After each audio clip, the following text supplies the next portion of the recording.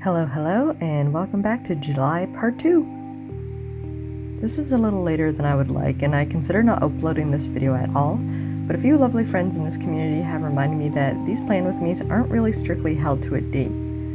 The day it comes out doesn't really matter, because these themes can work as inspiration at any point in the month, or for the next month. Y'all are very wise and loving in this community, and I love it. I seriously could not have found a better group of people on the internet to talk to. Okay, moving on from the sentimental stuff before I get weepy.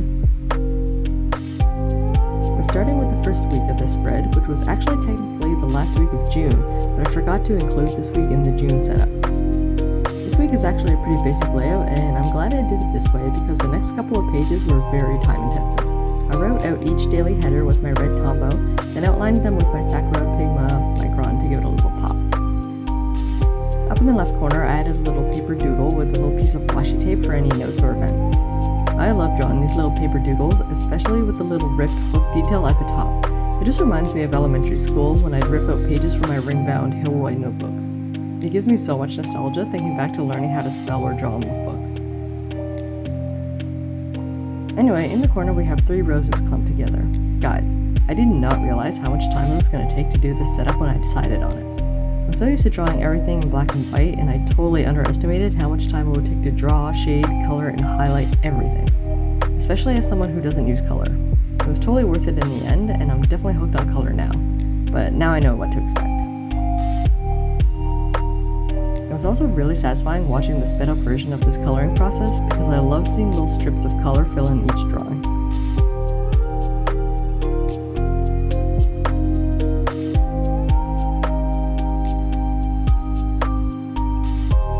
As with all the drawings in part 1 of this setup, I outlined everything to give it this kind of poppy sticker effect.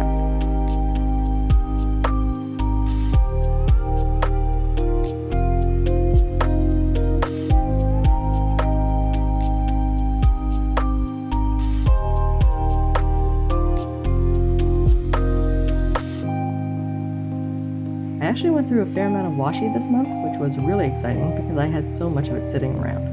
I'm obsessed with the grid washi though, and I could definitely see myself buying more of it in the future.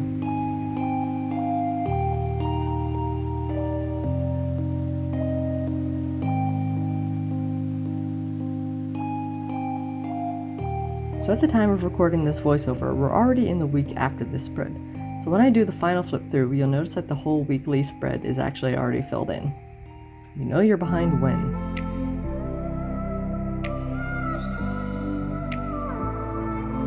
I also realized that I accidentally made all of these headers on the left in red, then alternated colors on the right side. Oops.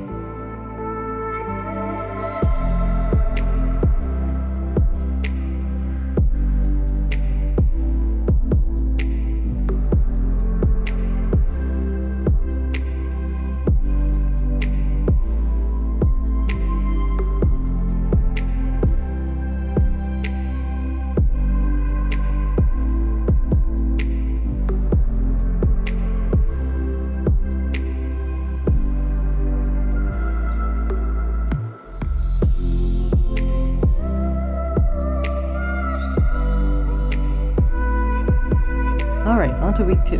This one's a little different for me because I don't generally box in my weeklies since I like to have a lot of writing space. This is the same reason I don't often do vertical weeklies, but I also did one of those this month too. This time though, I did remember to alternate the colors for the boxes. I used the green also for the daily header backgrounds, but then switched to this tan color for the green boxes since red would be a little too dark to see text against. I also used a non-text sticker for the first time in like 3 years, so I was pretty proud of myself for that. The center of these hexagon stickers are actually just white, so I colored them in to match my theme. Okay, so let's talk about this mini calendar that I messed up big time. I have stamps for mini calendars, but I always forget about them and write in the days instead. So I started writing, then realized my numbers weren't centered at all, and I had messed up the alignment. I tried to go over it with a white gel pen and start the next line, but I messed that one up too. So I stared at it for a moment in general disbelief before I came to terms with the fact that I was just going to have to cover the whole thing up. I cut out a square of paper from the back of my journal to glue on top of the mishap. Then I realized I cut a section too small, of course. So I went back and cut out another section, making sure it was longer this time. I took a moment to adjust the edges so it was the right size, but could roughly line up with the dots. I glued her down, then remembered my calendar stamp, so I finally brought that out. I didn't want to get hurt again, so I tested the stamp and ink out first on that scrap piece of paper. And it seemed okay, so I moved on to the weekly next. And of course, I twitched when I pressed down, so I smudged the ink. The numbers look pretty blurry, but at this point I don't even care anymore. It's still legible, so it's good enough. I corrected a couple little spots where the stamp wasn't pressed hard enough and left it at that. I figured I should leave it there before I made it any worse. The whole point of this theme is to kind of embrace the imperfections. The cover page had the whole wobbly line border, and these boxes also have that kind of imperfect, crooked border. So if I can embrace those imperfections, then there's certainly no reason to nitpick at the little mini calendar. I realized as I watched this playback that the theme totally looks like a Christmas theme. If it weren't for those roses, this could definitely pass as a cute little rustic/cottagecore Christmas theme. Actually, now that I'm thinking of it, what flower would you suggest for my December theme? Holly? Holly seems a little dull though. I'm not sure how much holly I can draw and still make it look interesting. Poinsettias? What other flowers are associated with winter holidays?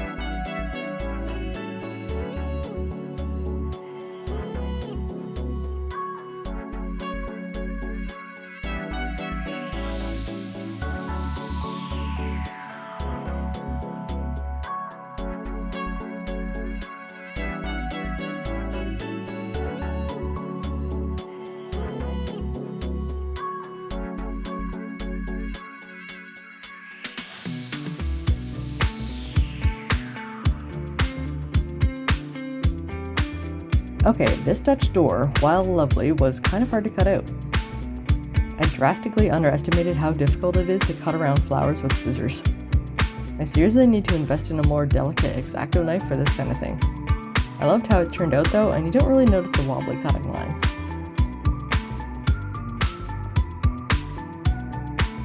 So for the next week, I more or less did the exact same thing with the boxed weeklies. I added an additional box for any notes or events this time, since I forgot to do that on the last weekly.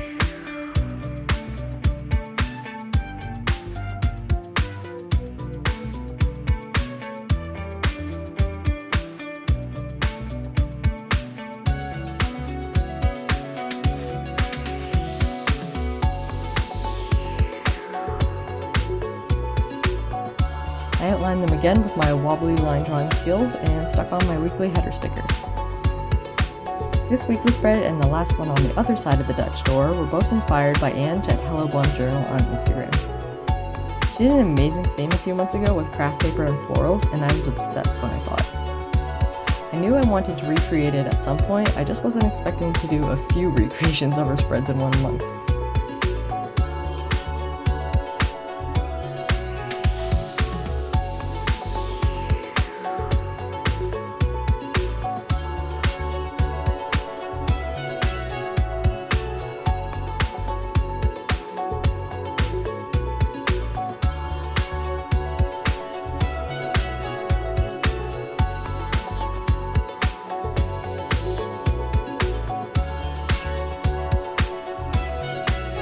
So I drew 3 roses on the Dutch door, then moved on to 3 more roses on the right corner. As I was drawing these, I started realizing how inefficient I was being by drawing 1 or 2 roses at a time and then coloring them in. So here, I actually thought to draw them all out at once before moving on to shading, then moving on to coloring.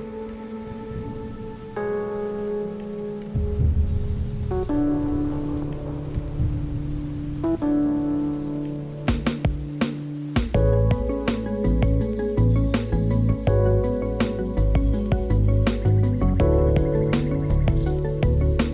the top corner, I actually wanted to use some red ripped paper, but I didn't have any.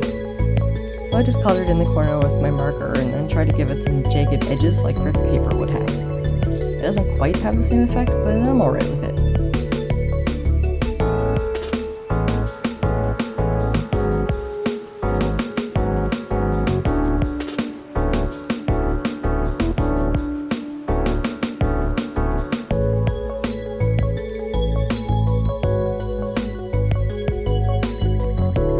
I also drew in the rest of the box border and colored it in with a darker red. Slapped on some more washi and sparkle sparkle, of course, and all done.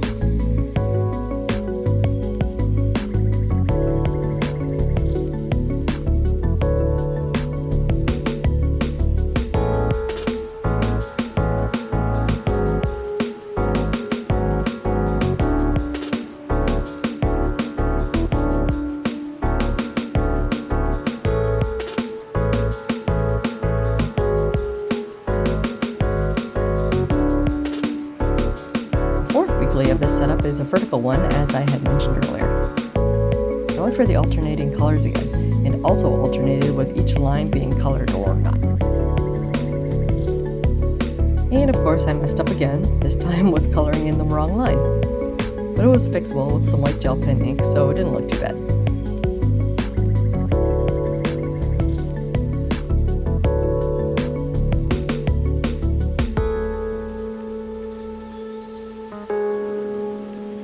I drew my wobbly bold borders around each day and then went back up and cleaned up the edges where the color poked out.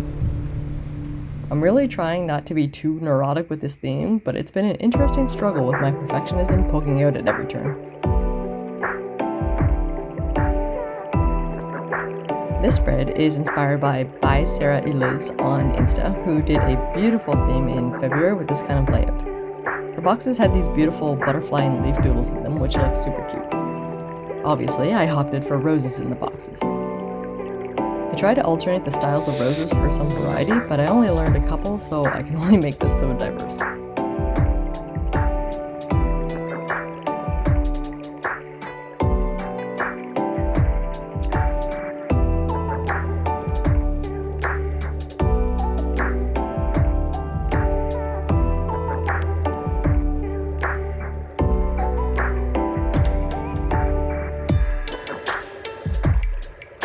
I used a stencil from Stick with Kate, of course, on Etsy, which worked perfectly for these headers.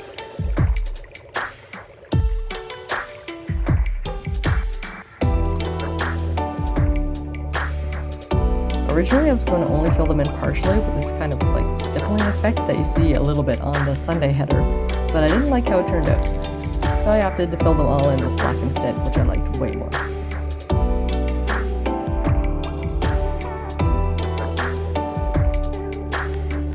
I then went back in with some more highlights and sparkle in the rosy boxes, then realized I forgot to outline the roses on this page and the last, so I had to go back and do that too.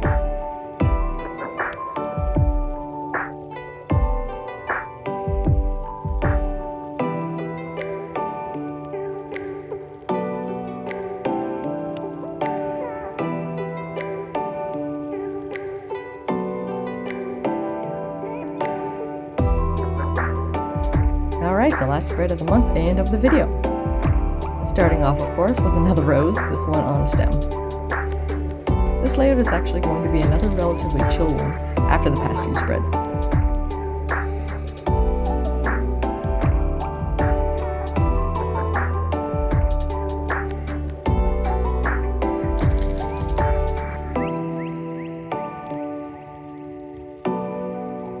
I added a few more roses on the right, along with a little leaf doodle up at the top for a note section.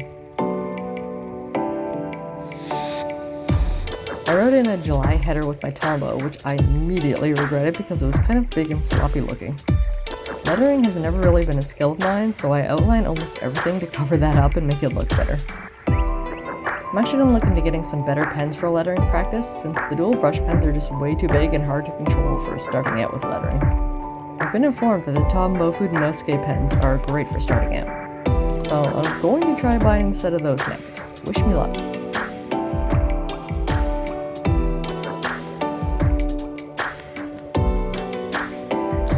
So here with the July header, I tried to spice it up a bit. I outlined it first, then I thought maybe it would look better with a kind of like ribbon-like lettering style. I still wasn't happy with it, so I added a drop shadow, then tried to add more green to the bottom half for an ombre effect. It's better, but I still don't love it.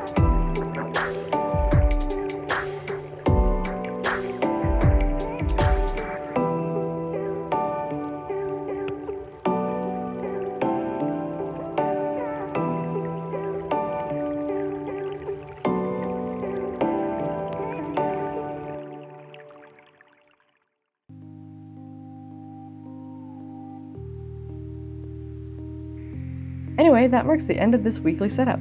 Sorry for the weird lighting change, it was kind of wonky throughout this entire setup. I'm not really sure yet what was messing with it, but I will work on that in the future. I hope you enjoyed it though, and thank you so much for watching and chilling here with me. Bye guys!